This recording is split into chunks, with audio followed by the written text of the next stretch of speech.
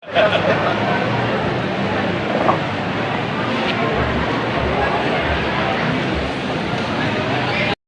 siang, salam sejahtera untuk kita sekalian.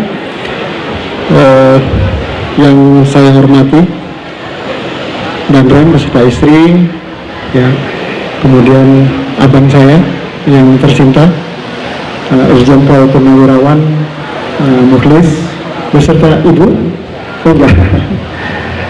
Terima kasih Bang sudah hadir pada kesempatan ini. Kemudian Bapak Kepala Sekolah SMA 3 Jambi, Bapak Suyadi SPD MPD. Terima kasih Bapak sudah memfasilitasi. Kemudian ini juga ini Bandren. Kalau Bandren Lampung nanti disebutnya gerombolan lah itu. Alma mater Pak itu tersendiri. Rekan-rekan Komposari beserta istri, kemudian rekan-rekan ibu guru juga yang sudah purna, yang pada saat masa-masa kami pendidikan, saya juga sampaikan kepada gerombolannya SMA 3, gerombolan positif Pak ya. Mulai dari letenya yang dimana angkat tangan kalau yang ini 84 dulu lah, biar bangga, 84, wah itu. Iya. Dan yang alumni semuanya SMA 3, alhamdulillah cukup banyak. Puji syukur kita panjatkan kehadirat Allah Subhanahu wa Ta'ala karena pada siang hari ini kita dapat berkumpul di tempat yang berbahagia ini dalam rangkaian kegiatan saya sebenarnya dalam kunjungan kerja secara resmi, dan saya mencoba mengsandingkan beberapa kegiatan yang saya melihat eventnya juga pas untuk bisa dilaksanakan. Tetapi sebelum tadi karena ada pantun juga, saya terpaksa harus pantun ini Pak. Saya coba menyampaikan pantun. Saya tadi baru dengar dari kepala sekolah. Netko, Netko, Netko. Nah, berarti yang senior-senior belum tahu tuh apa Netko itu. Pasti dia bingung kan? Ternyata baru tahu tadi yang pakai selendang ada Netko-nya itu. Saya tanya apa itu Netko? Negeri Tigo rupanya. Luar biasa. Saya coba membawa pantun. Ini terpaksa harus pakai catatan kalau pantun. Beriring kuda dengan keledai. Mantap. Bawa unta ke tengah gurun. Oke. Sebelum sambutan saya mulai, izinkan saya membawa pantun. Ya itu pantunnya tadi. Selanjutnya, mentari senja mulai tenggelam, hujan turun mulai terjatuh. Saya awali sambutan dengan salam. Assalamualaikum warahmatullahi wabarakatuh. Harus tambah satu lagi, Pak. Itu dia. Buah duku, buah rambutan. Nah, itu dia. Masak sebiji di dalam hutan. Oke. Ayo bersatu bergandeng tangan. Itu. Membangun Jambi yang kita banggakan. Itu dia. Mungkin itu sebagai pantun memantun dan sapa menyapa Pak. Ada beberapa hal mungkin yang pada kesempatan yang berbahagia ini ingin saya sampaikan kepada bapak-bapak ibu sekalian termasuk senior saya. Kegiatan ini saya coba melihat dalam rangkaian kunjungan kerja ini, termasuk juga di dalamnya baik formal, secara formal berarti kunjungan kerja ke satuan-satuan jajaran Kodam Jaya, dan kesempatan ini juga saya melihat bahwa saya harus menyapa rekan-rekan saya. Kalau saya sebut itu adalah orang-orang yang terlibat dalam proses kehidupan saya sampai saat ini. Ya, kalau kita ketahui bersama bahwa apa yang kita nikmati sekarang, apa yang kita miliki sekarang ini, bukan begitu saja kita terima. Banyak orang yang terlibat mulai kita lahir, di kandungan lahir sampai saat ini itu adalah proses perjalanan, dan di dalamnya banyak orang yang terlibat. Makanya pada saat kemarin saya turun dari bandara langsung ke makam almarhum mbak saya manggilnya mbak, bukan papa, bukan ayah, saya memang mbak. Itu salah satu bentuk bagian penghormatan saya, penghargaan saya kepada bapak saya yang tidak lain sudah mengisi bagian dari perjalanan proses kehidupan saya. Karena mak saya masih ada, saya mampir ke rumah dan alhamdulillah saya tidur di rumah, ya. Dan kesuksesan kita ini banyak sumbangsih dari orang-orang yang terlibat, baik langsung ataupun tidak langsung. Mungkin yang langsung yang bertemu fisik, kemudian yang tidak langsung adalah yang selalu saling mendoakan di WA dan lain-lain. Tanpa kita sadar sebenarnya saling mendoakan di WA itu adalah satu anugerah yang luar biasa. Sekarang WA itu luar biasa kalau digunakan secara positif.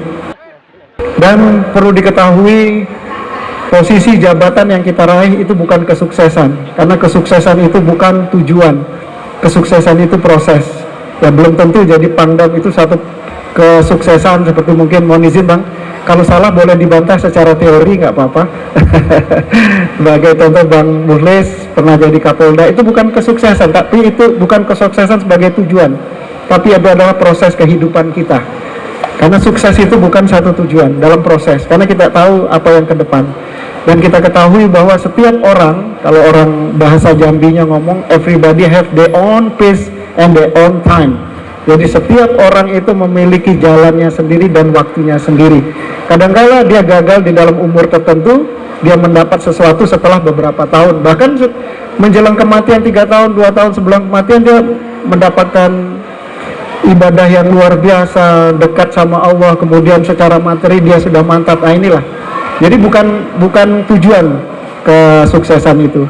Dan pada kesempatan ini juga saya tidak menyampaikan bahwa jadi pangdam ini kesuksesan, tetapi dalam proses saya bersyukur dan itu ada andil dari rekan-rekan dan Bapak Ibu guru yang ada di sini, termasuk ini adalah gedung-gedung yang menjadi saksi bagaimana kita bersama-sama dulu yang rekan-rekan SMA, termasuk juga guru yang saya ingat yang agak jauh kalau ngajar itu kita harus ke mana, ke puncak itu Pak ya, ya Pak Guru olahraga. Jadi kalau main sepak bola kita nggak ada lapangan di sini karena ini kecil, mainnya di puncak dulu ya, larinya ke puncak kalau olahraga ya. Kemudian dulu pintunya di sini Pak, itu kalau ada yang terlambat, nah itu yang ada satu itu yang bawa mistar panjang itu yang biasanya Pak Yani dulu Pak ya, kalau udah terlambat dia udah bawa mistar panjang itulah salah satu guru. Tapi kenangan-kenangan ini saya kira ini pengayaan dalam perjalanan kehidupan kita. Dan adik-adik sekalian, mudah-mudahan alumni yang ada di sini ini menambah motivasi adik-adik sekalian. Dan perlu diketahui, tantangan ke depan menyiapkan sumber daya manusia itu bukan hal yang mudah. Tadi sedikit sekilas saya sampaikan di SMP 6 bahwa bukan lagi literasi sekarang kan, bukan literasi hanya hitung dan hitung dan baca saja. Tantangan sekarang dengan 4.0 ini kita melihat masalah big data, kemudian masalah Internet of Things, artificial intelligence, kemudian juga bagaimana yang paling terpenting adalah long life learning, jadi belajar seumur hidup. Nah ini penanaman nilai-nilai literasi baru di dalam lembaga pendidikan sangat penting. Mengapa saya sedikit tahu tentang masalah-masalah pendidikan? Kebetulan saya 2 tahun menjadi direktur pendidikan di Kondiklat Angkatan Darat, dan saya pernah menjadi dan Pusdik. Jadi memahami, kita banyak kerjasama dengan Kementerian Pendidikan pada saat itu.